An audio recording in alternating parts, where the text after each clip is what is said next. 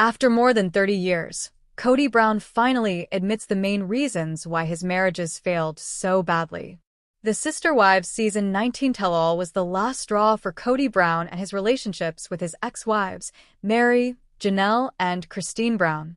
Almost the whole special demonstrated how Kody was plainly not treating all of his women fairly.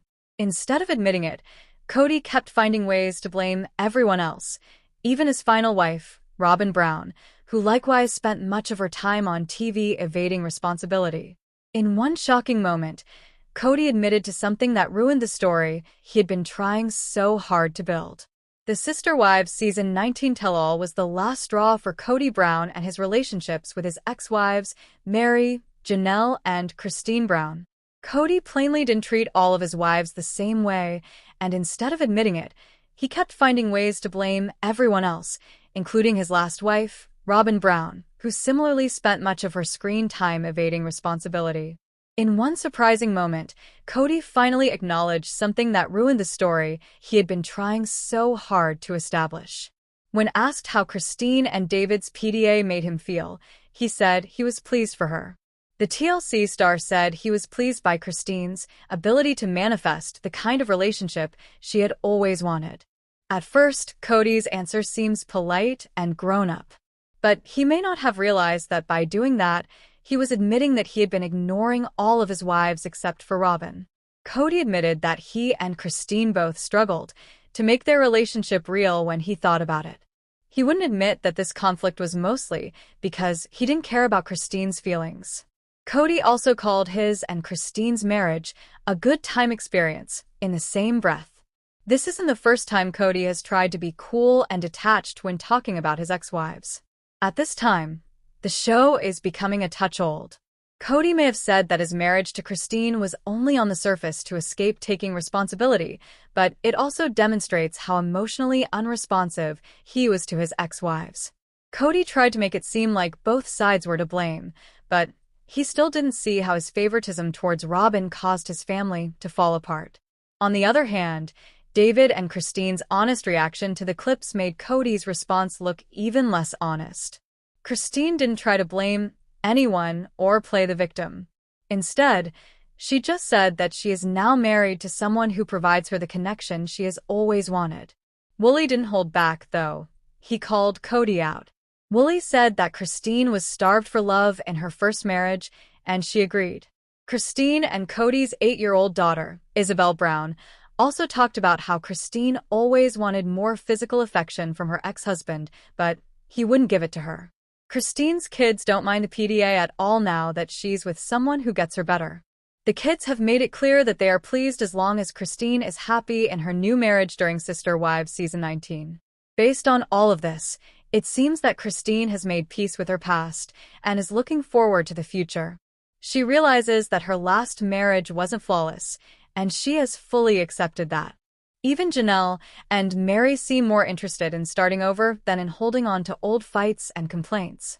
Kody and Robyn are the only ones who haven't done this. They are still stuck in the past and still seem bitter towards the former sister wives for leaving.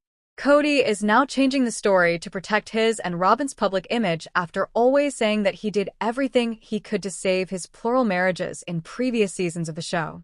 The reality star finds it easier to see his relationships with Meri, Christine, and Janelle as insignificant than to face how he let down the ladies who used to love him. But Sister Wives Season 19 not only showed how broken Kody Brown's relationships with his ex-wives were, but it also almost wrecked the whole show. The tell-all made the Brown family patriarch face up to his biased behavior after years of dodging responsibility. The cameras may have stopped rolling, but Christine Brown Woolley still has a lot to say. The ex-sister wife finally talks about one of the most talked-about events from Sister Wives Season 1 in her upcoming book.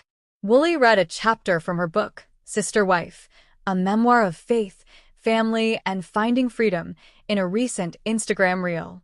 The excerpt reminded me of something that happened in Season 1, Episode 4 of Sister Wives, when Woolley went into labor with Truly Brown and Kody was nowhere to be seen. Woolley says that Kody went home to be with Robyn Brown instead of being at the hospital with her.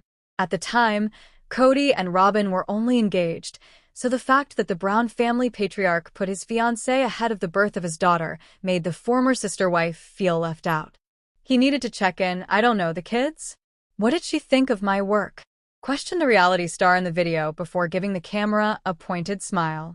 Woolley had a miscarriage a year before Truly was born, which made things even worse. Not only that, but Truly was lying high, Christine's blood pressure was plummeting, and her water had just burst. She had to call Cody herself and ask him to come back to the hospital in the thick of all this. Cody was back at the house, and he didn't seem to care at all about his wife, who was going through a lot. Cody didn't even seem to care that he might have missed the birth of his child, which says a lot about where his priorities really were. For years, fans of the show have argued about whether Cody's diversion was really necessary, or if he was just using the excuse of grabbing his bag to spend time with Robin. One of Cody's family members could have simply transported his stuff to the hospital as the rest of his family was already going there. This makes the whole affair even more shady. In one scene, Cody and Robin kiss, while trying to hide it from the cameras. This seems quite hypocritical, especially considering Cody and Robin spent most of Sister Wives season 19 saying that their relationship was modest, pure, and accepted by the church. But at this point, their carefully crafted story breaks apart totally. What's even more astonishing is that Robin and Cody didn't even bother to stay out of the cameras. Robin's effort to close the door seemed more like a show than a real one, and Cody even joked about kissing his girlfriend while his wife was in labor.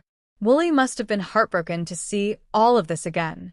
She not only had to deal with a high-risk labor on her own, but she also had to relive the moment knowing that her ex-husband was busy having fun with his then-fiancé. Cody wasn't done being insensitive to Woolley, though, because later on, he once again makes her feel sidelined as she's actively giving birth to Truly. Cody didn't pay full attention to his wife giving birth. Instead, he talked to the doctor and asked for IVF advice for Mary Brown. The conversation was not only inappropriate and unprofessional, but it also showed how little he cared about Woolley's struggle at that moment. The doctor didn't want to talk to the head of the Brown family because the whole thing was so self-centered and tone-deaf. When Robin gave birth to Solomon Brown a year later, Cody spent every waking moment with her, which was not surprising. However, this was just the beginning of Cody's inattentive treatment of his other wives. This shows that things changed for the others as soon as Robin joined the Polly family. Woolley decided to write about Truly's birth again in her book because it helped her understand that Cody wasn't as dedicated to their marriage as she was. But it was a lovely afternoon in Flagstaff when the news broke. Logan Brown, Cody and Janelle's oldest son, was officially engaged to his girlfriend of many years, Michelle. The Brown family had been through a lot of hard times over the years, but this was one of those rare happy times that brought everyone together, at least for a little while. The family group chat was the first place Janelle shared the news.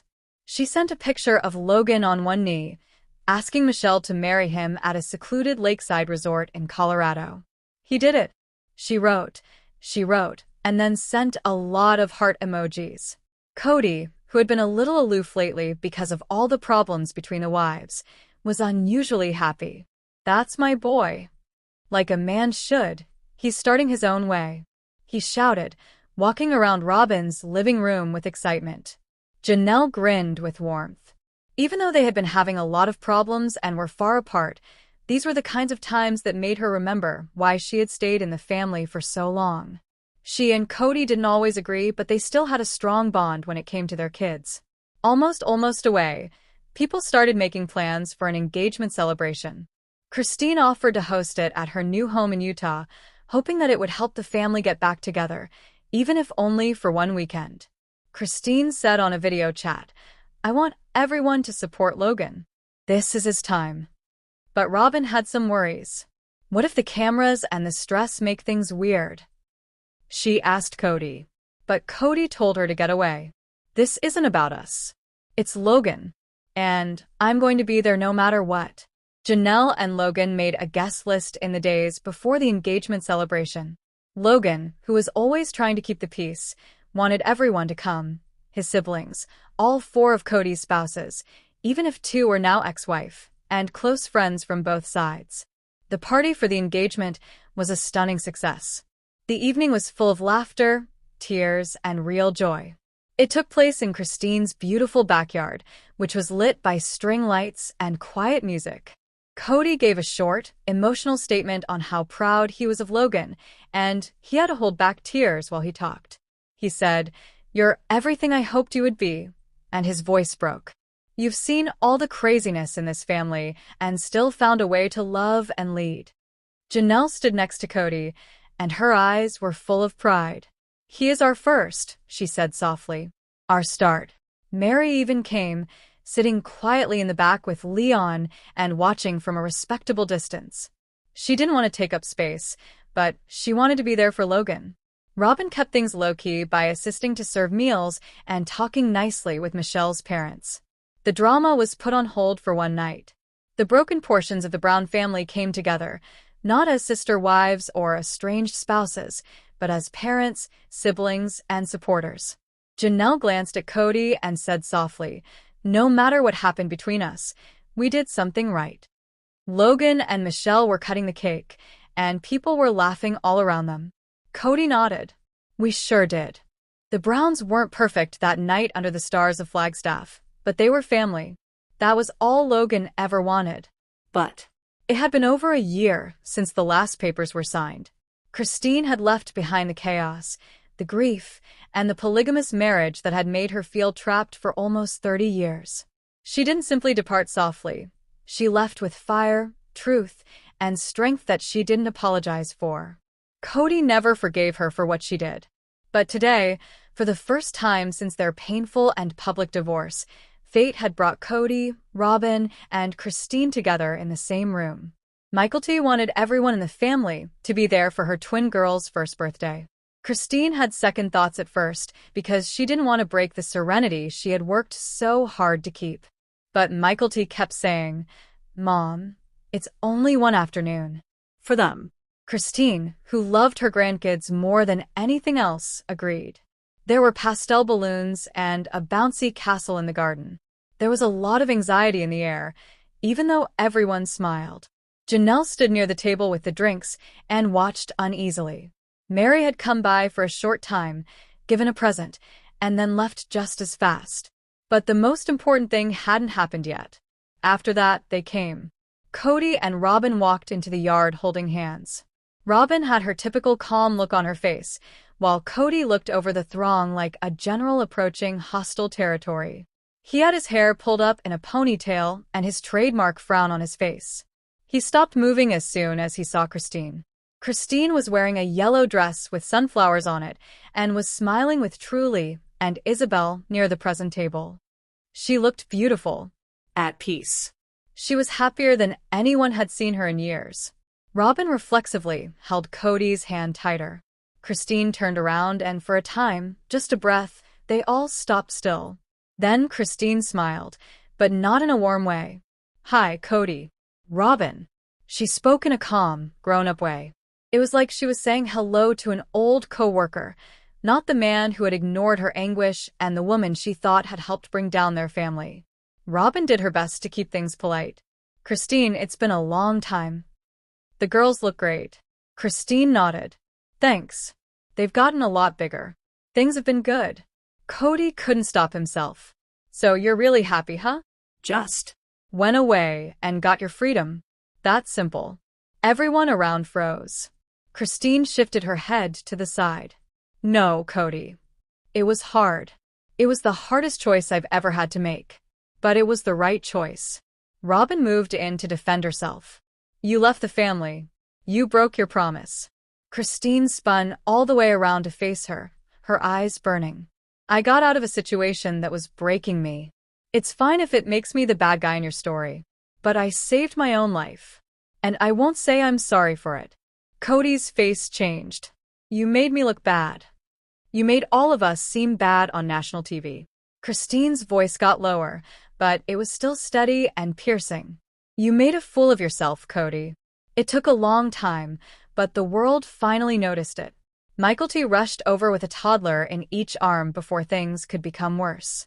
"Mom. Dad. Hey, Robin. Can we just have cake? Please?" The stress broke. Everyone let out a breath. Christine knelt down and kissed her grandkids. Cody stood back, not sure what to do and feeling awkward.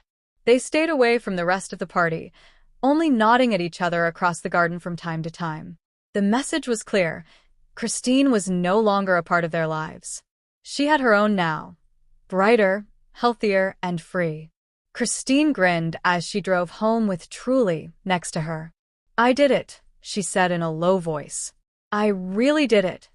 Cody sat quietly at Robin's house. He wasn't angry this time, he was terrified. Afraid that the family he used to manage was getting away. One strong lady at a time. But Christine and Janelle Brown have been away from Cody's unstable patriarchal control for almost 2 years. No longer would they be ignored, pushed to the side, or fighting for a man's love. In this new phase of their life, the two former sister wives were doing more than just getting by. They were doing well. Christine had relocated back to Utah and was now living in the beautiful suburbs of Salt Lake City. Her new life was full of happiness, meaning, and most significantly, freedom. She had married a nice, down-to-earth man named David who treated her like a queen. No more headaches from being married to more than one person. One man and one woman, with a love based on respect. Janelle, on the other hand, stayed in Flagstaff at first because she wanted to be free again. She had always been realistic, business-minded, and determined. Cody's bad financial choices left her almost broke, so she took a big step and started her own holistic wellness brand. Her business, Desert Roots, was a hit in the area within a year. Her kids looked up to her for her strength. She was no longer just their mother. She was their role model. Christine and Janelle stayed great friends even though they lived in different places. The friendship they had created through years of shared hardship had now become the foundation of something much more beautiful. Shared achievement. Christine came up with the idea for a girls' trip to Hawaii to commemorate their Cody-free anniversary. 2 years of peace, freedom, and not having to hear about Cody's emotional needs. That calls for a vacation. Christine chuckled and tossed her blonde hair over her shoulder. Janelle said yes right away. They made plans for a week-long retreat on the Big Island. There are no men in the house, just sunsets, yoga, wine tastings, and sisterhood. The two women sat on the beach one night, covered in blankets and sipping pineapple margaritas. Janelle replied, "You know, I thought that leaving Cody meant failing for a long time. But now I feel like I've finally won." Christine smiled. "Same. We spent so much time trying to make him happy that we didn't see we were making ourselves unhappy. I feel like I'm alive again." Cody and Robin weren't doing quite as well back in Flagstaff. The family was falling apart, money was tight, and Cody's eyes had lost their shine. He spent most of his days brooding and blaming Christine and Janelle for ruining the family. But Robin knew what was going on. The family lost all their enthusiasm when Christine stopped laughing and Janelle stopped making sense. All that was left were echoes of fights and a guy trying to deal with the results of his decisions.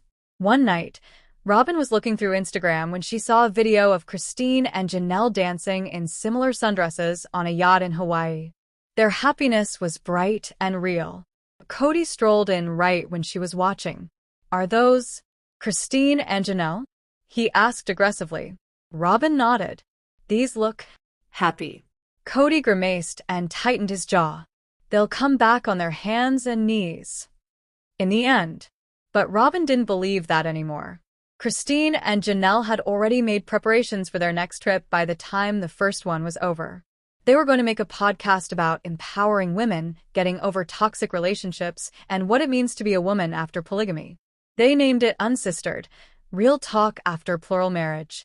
The podcast became quite successful, and many of women wrote in to congratulate them for being honest and fearless. Christine spoke at women's conventions all throughout the country. Janelle started a scholarship fund for single moms who want to start their own businesses. What started as heartbreak has turned into change. Christine and David sat on her balcony one quiet night and watched the sky. "Do you ever think about him?" "Why?" he asked. She smiled. "Not really. I started living when I left." Janelle was finishing a blog post called, "You're Not Stuck Miles Away. You're Just Afraid." She pushed publish and then leaned back in her chair, looking confident. Both women had finally figured out sharing a man didn't make them happy. It was about taking back their own story. And they were only getting started. Hi, beautiful viewers. Welcome to my channel. I'm Sabrina, and I hope your day is going well. Don't forget to subscribe to the channel if you appreciate the video.